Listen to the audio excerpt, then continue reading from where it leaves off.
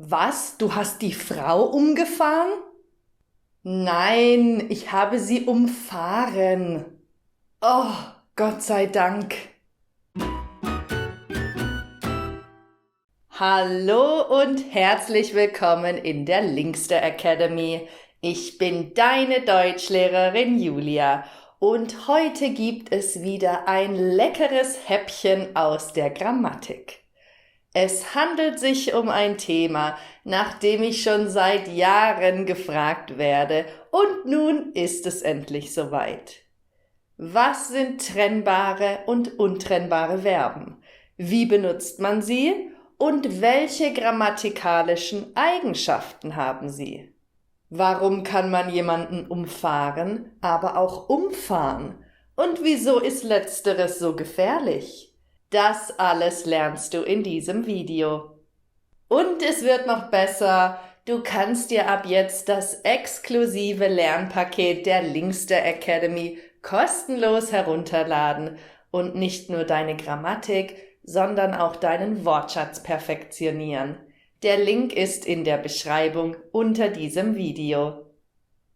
Also, bist du bereit? Dann geht's los. Wir starten direkt mit 3 Beispielen, denn es gibt 3 Kategorien dieser Verben. Der Kunde bezahlt seine Rechnung. Er erhält einen Beleg. Der Zug kommt um 18:37 Uhr an. Die Passagiere steigen aus. Der Fahrer umfährt das Hindernis.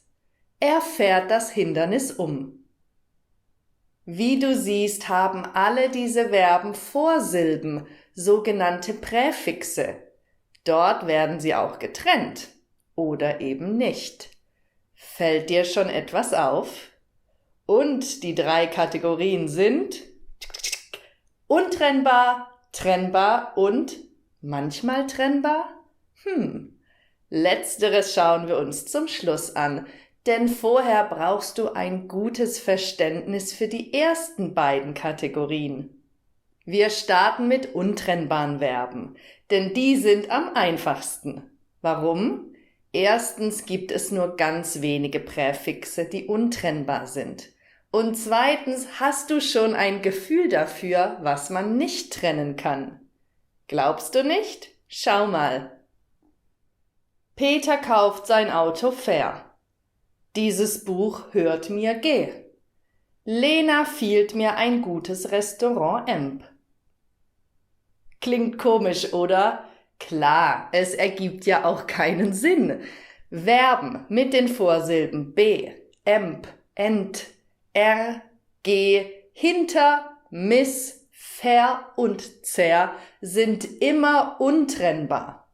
Also bekommen, empfehlen, entdecken, erklären, gehören, hinterlassen, missverstehen, vergessen oder zerbrechen. Was passiert, wenn man diese Verben als Partizip 2 benutzt, also für Perfekt, Plusquamperfekt und Passiv? Das ist interessant, denn du kennst ja das typische G als Vorsilbe, so wie in gehabt, gefragt, gegeben etc. Aber hier haben wir ja schon die Vorsilbe dafür. Also, ich habe oder hatte das Paket bekommen.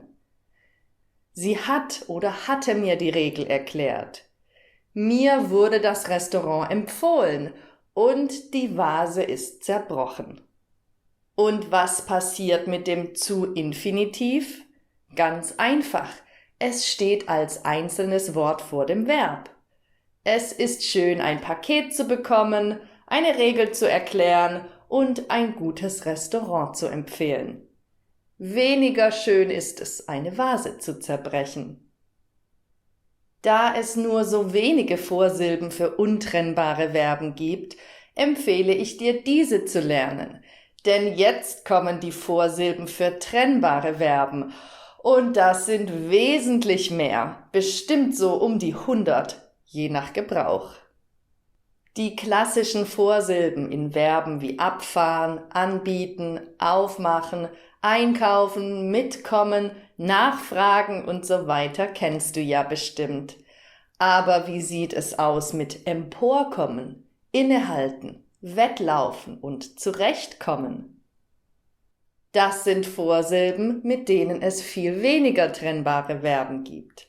Trotzdem siehst du sie bestimmt mal irgendwo und dann weißt du Bescheid.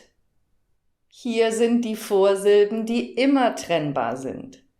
Ab, an, auf, aus, auseinander, bei, da, ein, empor, entgegen, entlang, entzwei, fehl, fern, fest, fort, für, gegenüber, heim, her, hin, hinter, hoch, inne, los, mit, nach, neben, nieder, rück, vor, weg, weiter, zu, zurecht, zurück, zusammen und zwischen.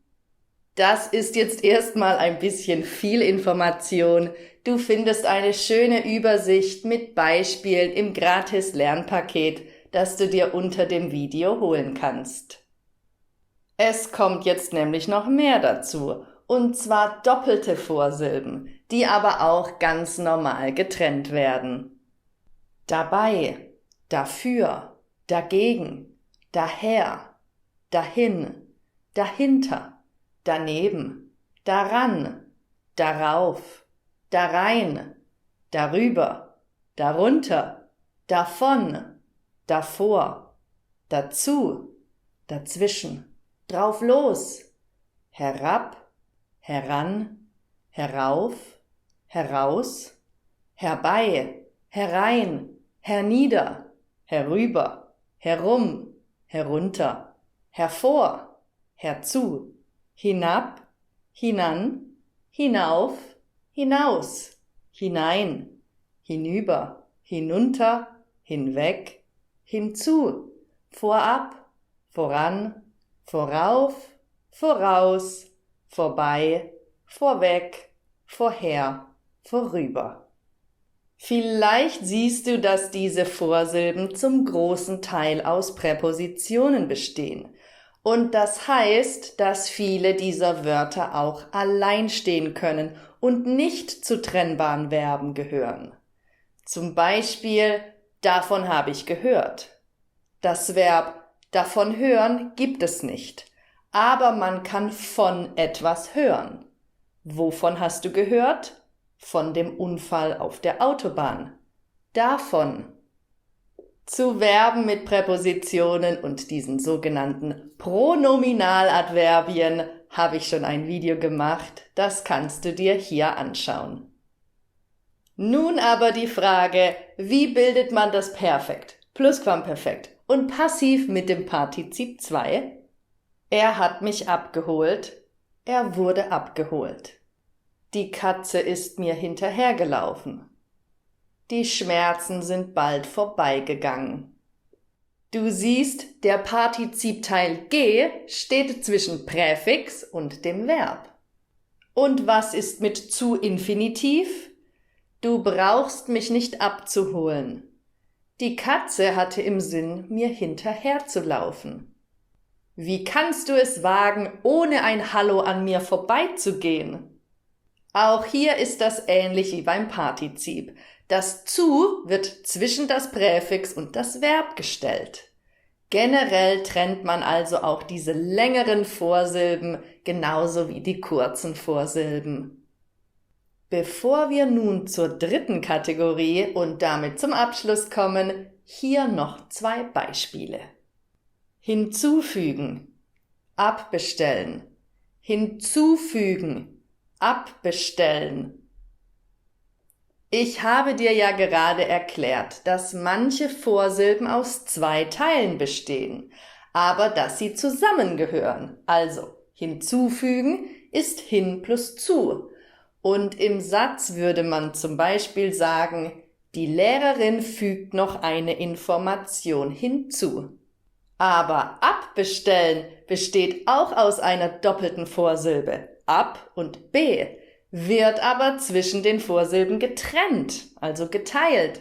Ich bestelle die Zeitung ab und nicht ich stelle die Zeitung ab, B. Verstehst du?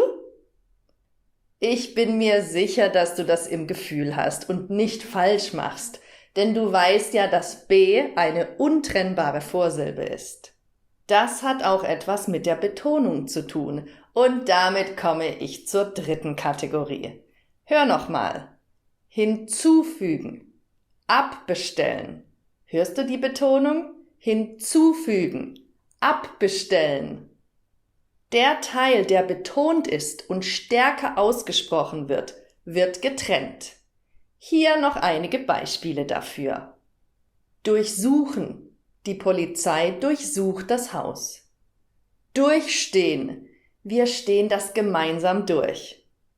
Übersetzen. Sie übersetzt den Text. Überkochen. Die Milch kocht über. Hörst du den Unterschied? Durchsuchen, übersetzen.